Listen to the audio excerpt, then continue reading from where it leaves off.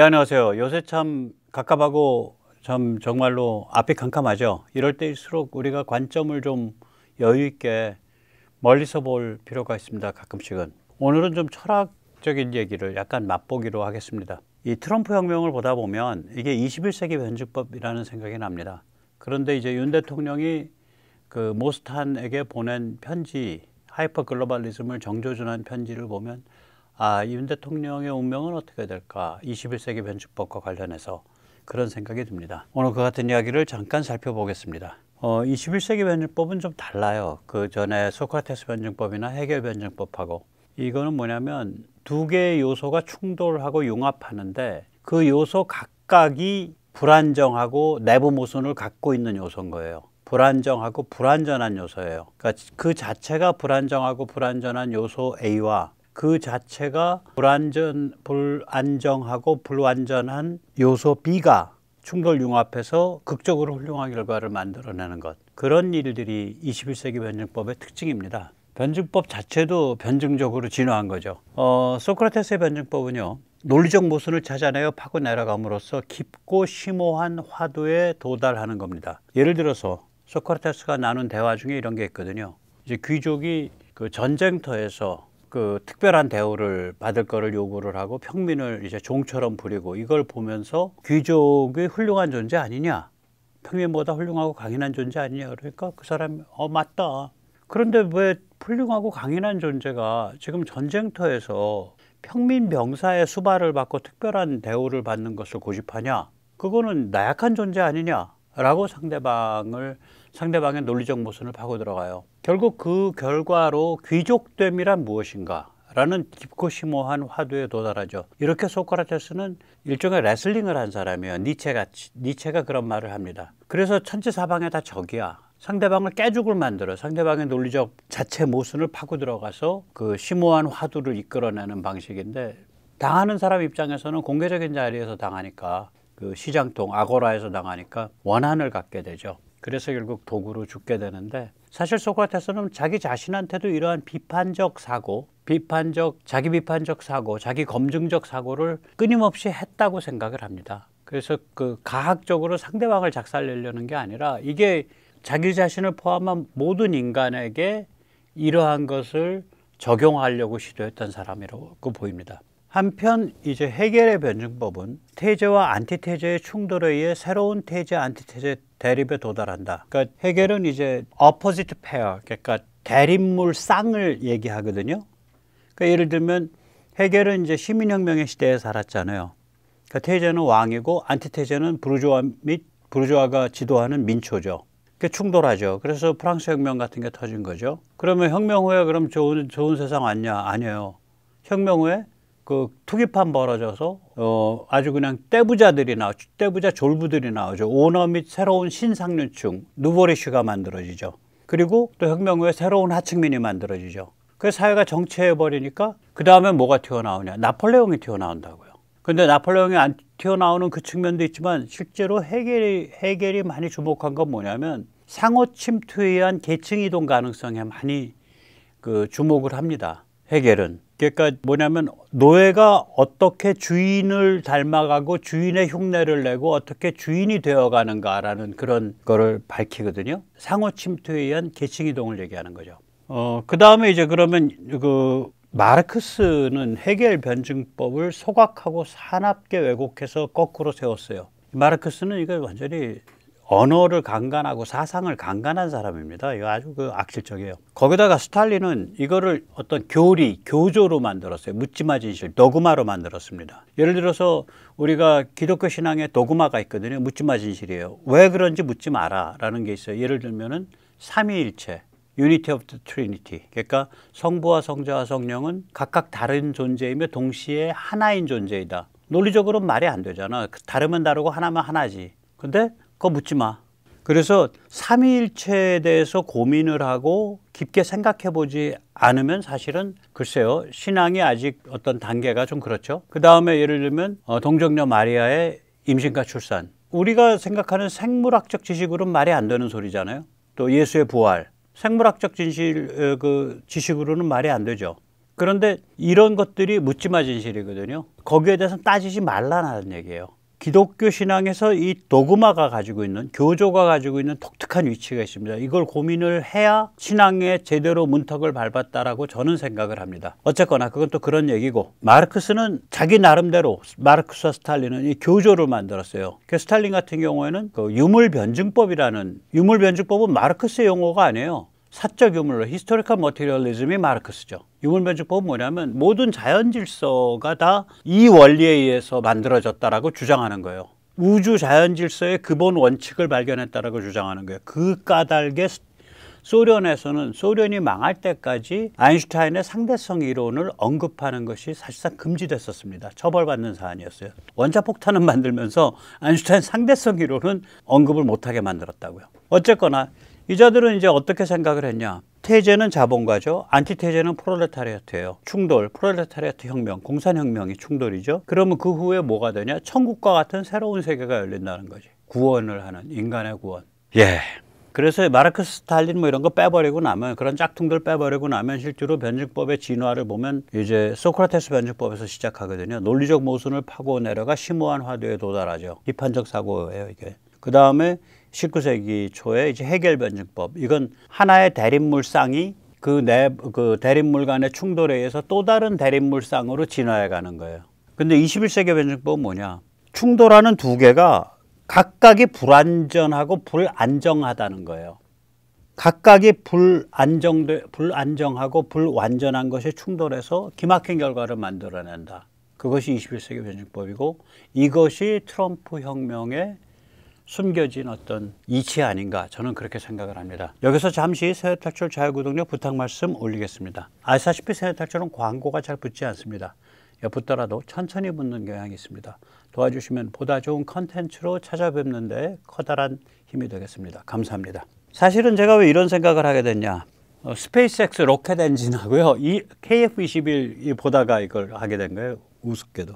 이건 변증법은 변증법인데 이거 다르구나. 소크라테스랑도 다르고 해겔과도 다르구나. 저는 해겔과 소크라테스가 다르다는 건 알고 있었는데 해겔과도 다르구나, 이런 생각이 들더라고요. 스페이스X의 전유동 다단연소 한번 보시죠. 이거 전유동 다단연소라는 건 뭐냐면요, 전체 과정에서 전부, 그러니까 연료 파트도 2번 연소되고 산소 파트도 2번 연소된다는 거예요. 전체가 다 연료와 산소 둘 다. 그래서 전유동, 풀플로우. 그 다음에 다단연소, 각각이 2번씩 연소된다. 두 종류의 불안정하고 불안전한 요소가 1단계에서 만들어집니다. 하나는 뭐냐면 그림의 위에 있는 거죠. 연료 과잉 상태, 산소가 부족하고 연료가 과잉인 불안전 연소물. 예를 들어서 어떤 연료가 있는데 그 연료가 산화, 연소하려면 일정량의 산소가 필요할 거예요. 근데 그 산소의 20%만 집어넣어. 그러면 그냥 막 끓음에 불안전한 게 막 생기겠죠. 이것과 또 다른 한편에서는 일정한 산소를 집어넣어서 그 산소를 다 태워 먹으려 그러면은 그 산소가 산화시킬 수 있는 연료의 양이 20g인데 연료는 2g밖에 안 집어넣어. 그러면 그냥 뭐 어디 산화시킬 놈 없나라고 그 연료에 굶주린 또 다른 의미의 불완전 연소물이 생길 거 아니에요. 그게 각각 1단계를 거치는 거예요. 그래 놓고 이 두 개를 연료 과잉인 그 불완전 연소물하고 산소 과잉인 어떤 의미에서 다른 의미의 또 불완전 연소물 두 개를 메인 체인버에 밀어 넣어 가지고 둘을 충돌 융합시킨다고요. 그럼 결과가 뭐냐? 연소 효율이 99.99999% 뭐 이렇게 나와요. 일론 머스크의 말을 빌자면 이 완전 연소의 완전성은 거의 신의 영역에 도달했다라고 표현을 해요. 연소 효율 자체는. 그러니까 불완전 연소가 없는 거예요. 그래서 이거를 또 일론 머스크가 뭐 큰 로켓, 작은 로켓 이게 아니라 로켓은 하나로, 모듈은 하나로 찍어 갖고 그걸 대량 생산해서 그걸 묶어서 쓰잖아. 그걸 묶어서 쓰잖아요. 그리고 그걸 집어넣었다 안 집어넣었다 끊을 수가 있고, 연소시켰다가 또 재점화시켰다가 이걸 할 수가 있고, 그래서 이게 굉장히 어려운 기술인데 이 스페이스X가 이거를 독보적으로 가지고 있죠. 그래서 이제 우주 발사체를 휩쓸고 있는 거죠. 우리 KF-21도 좀 이런 면이 있습니다. 이게 이제 세계 최초의 센서 기반 비선형 동적 역변환 SBNDI 모델인데요. 비행 자동 제어가 불안정, 불안전 요소 1번은 뭐냐면 이런 기체 자체가 이게 항공역학적으로 극악무도하게 불안정한 기체입니다. 그 생김새가. 저런 기체는 원래 비행을 못 해야 돼요.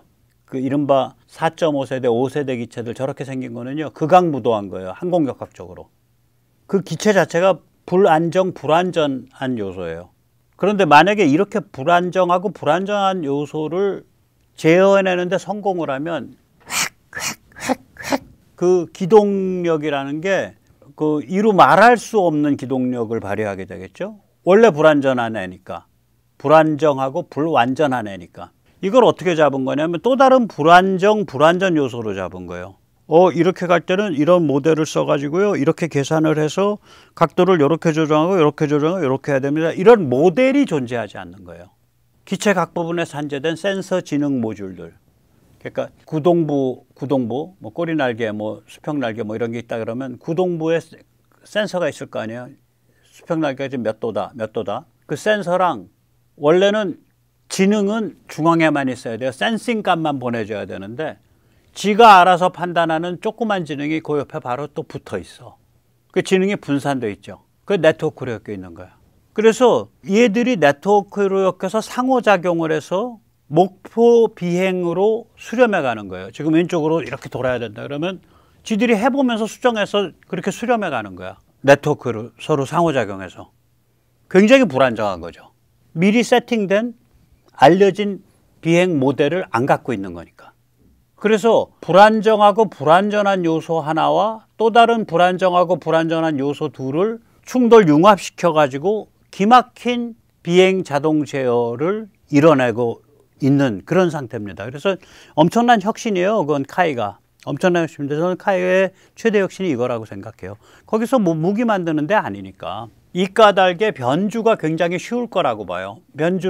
비행기를 변주를 하게 되면 항공역학적인 특성이 달라질 거 아니에요. 무게중심이 움직인다든지. 그 다음에 무장도 쉬워질 거라고 봐요. 이 까닭에. 무장을 해서 무장을 분리하고 이러면 순간적으로 아니 천룡 공대지 미사일 1.3톤 지금 얘기하고 있거든요. 1.2톤, 1.3톤이죠. 3,000파운드급이니까 1.3톤이라고요. 그런 거를 마하 1로 날다가 한쪽 날개에서 툭 떨어지면 순간적으로 어떻게 되겠어요? 휙 하고 비행기가 이러겠지. 그래서 무장을 하나씩 붙여나갈 때마다 굉장히 그 모델이 수정돼야 돼요. 모델 기반은. 미국의 F-35, 미국의 F-22 다 모델 기반입니다. 모델 기반 비선형 동적 역변화는 미리 그 공식이 있는 거예요. 포뮬라가 딱 세팅되어 있는 거예요. 그러니까 모델이 수학 그 포뮬라 그거가 다시 수정돼야 된다고 이런 거 하나씩 붙일 때마다. 근데 센서 기반은 그냥 좀 쉽죠. 쉽다고 생각해요. 일단 어떤 임계치를 넘고 나면 임계치 넘기가 어렵지. 그래서 이 센서 기반으로 가게 되면 비행기를 변주하거나 무장을 붙이거나 어떤 장비를 붙이는 게 훨씬 쉬울 거다라고 저는 짐작하는데 맞는지 모르겠습니다. 이런 얘기들은 잘 안 하더라고요. 예. 저는 트럼프의 혁명 역시 21세기 변증법이라고 생각해요. 불안정, 불안전한 요소 1번은 뭐냐? 현대 문명이라는 것 자체가, 현대 문명은 저는 이제 산업혁명, 시민혁명부터 보니까 좀 빠르게 보면 18세기 중반 산업혁명이 시작된, 좀 늦게 보면 프랑스 혁명이 시작된 1789년, 또 미국 그 시민혁명이니까 미국 독립혁명이 진행된 1780년대 이때를 볼 수가 있어요. 그러니까 결국 18세기 중후반인데 그 이후로 현대 문명은 무도덕한 원자화된 계율을 만들어내거든요. 왜 그러냐면 도덕이라는 건 공동체 유대에서 나오는 건데 종교 공동체도 없어져가, 마을 공동체도 없어져가, 대가족 공동체 없어져가, 문중 공동체 없어져가, 모든 공동체가 다 깨져나가요. 그리고 시장에서 아둥바둥 뛰어서 살아가는 아주 영악하게 계산하면서 그런 개인들이 되는 거지. 공동체 유대가 없고 영악하고 아등바등 살아가는 원자화된 개인. 그럼 그 무도덕해지는 거거든. 현대 문명이 이런 개인들을 이런 유형의 인간을 양산을 한다고 이게. 이 현대 문명이 이제 어디까지 간 거냐? 하이퍼 글로벌리즘까지 간 거 아니에요. 세계 시장이 구세주고 돈이 구세주다 여기까지 간 거 아니야. 그래가지고 월가가 중심이 되고 윤석열 대통령의 말을 하자면 초국가 경제 세력 이게 중심이 돼서 한편으로는 글로벌 군사지정학에서는 중국 사랑으로 나갔고, 그 다음에 국내적, 미국 국내나 유럽 국내적으로는 반문명 해체주의, 뭐 LGBTQ 띄우고, 뭐 다이버시티, 닥치고 평등, 다양성, 포용성 이런 거 띄워가면서 그냥 이 도덕률 자체를 기본을 깨버리는 거 아니야.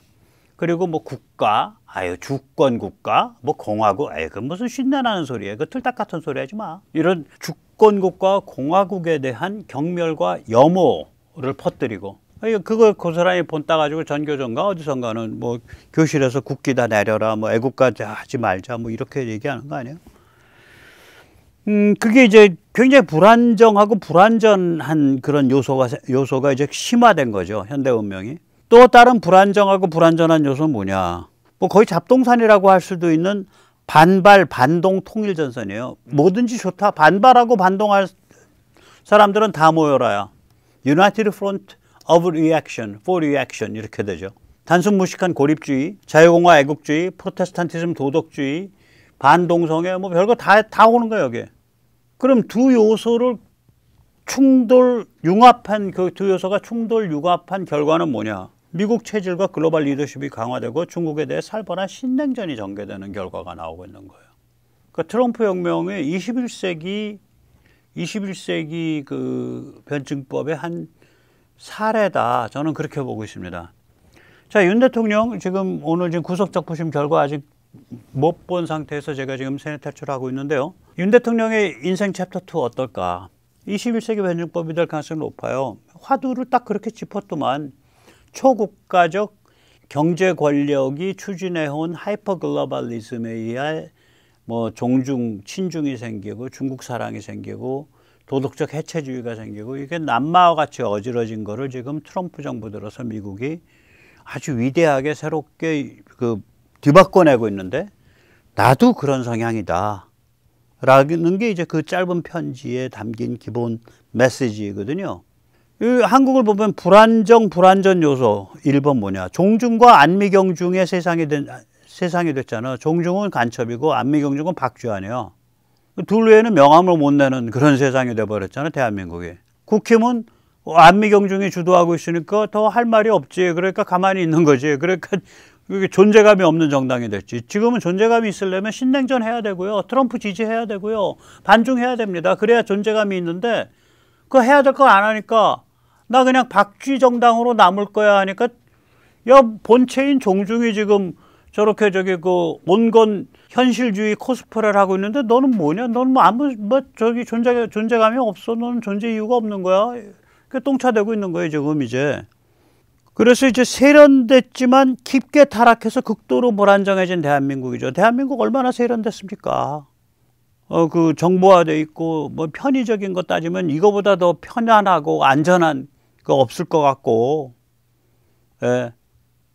사람들 딱 깔끔하게 입성 옷 입고 다니고 깔끔하게 피부 관리하고 영화를 만들어도 뭐 딱 미국의 입맛에 맞는 무슨 오징어 뭐 이런 그러니까 사회의 해체된 상태를 아주 날카롭게 파고 들어가서 병적인 걸 파고 들어가서 거기서 어떤 미학적인 걸 만들어내고 전 싫어하지만 뭐 오징어 기생충 이런 게 다 그런 거죠. 뭐 이재명 어떠냐 저 중범죄 혐의로 재판에 서너 건 받고 있지만 너도 건 받고 있지만 뭐 그런들 어때? 뭐 잘하잖아. 뭐 씩씩하잖아. 무도덕과 몰가치가 지배하는 살벌황당한 지평이죠. 굉장히 불안정하고 불안전한 상태예요, 이거. 또 그런데 우리가 지금 저는 급속한 성장 태동이 물밑에서 진행되고 있다고 보는데 신냉전 환경 속에서 급속 성장하고 있는 반발 반동의 통일전선이 만들어지고 있다. United Front of Reaction이 만들어지고 있다. 한미동맹 지지하는 사람, 반공 좋아하는 사람, 반중 좋아하는 사람, 반전체주의 믿는 사람, 북한 자유화를 원하는 사람, 부정선거를 주장하는 사람, 또 백모같이 부정인지 아닌지 나는 알 도리가 없지만 좀 이상한 증상 많고 사전투표제도 저건 제도 아주 대대적으로 손봐서 뜯어 고쳐야 돼라는 제도개혁 주장하는 사람. 참 백모는 사전투표 폐지가 아니라 제도개혁을 주장합니다. 왜냐? 대한민국 사람들은요 편리성이라 그러면 환장을 해요. 생각해 보세요. 아파트에서 살아요. 전 세계에서 90%가 아파트에서 사는 나라 없습니다. 아파트는 뭐냐? 딱 둘로 요약되잖아. 편리하다, 환금성이 높다. 그런데 원래 우리가 가졌던 주택이란 개념에서 생각을 하면 주택으로서는 잘 모르겠다. 단독주택 같으면 애를 기르기가 쉽죠. 층간소음 이런 문제가 없으니까. 애 뭐 기르는 게 좀 어렵더라도 아주 깔끔하게 신경 안 쓰고 살 수 있는 그런 걸 원하잖아. 이 편의성이라 그런 환장하는 사람들이 사전투표 같이 편리하고 편의성이 높은 그런 제도를 다 포기하겠어요? 절대 안 합니다. 절대 안 합니다.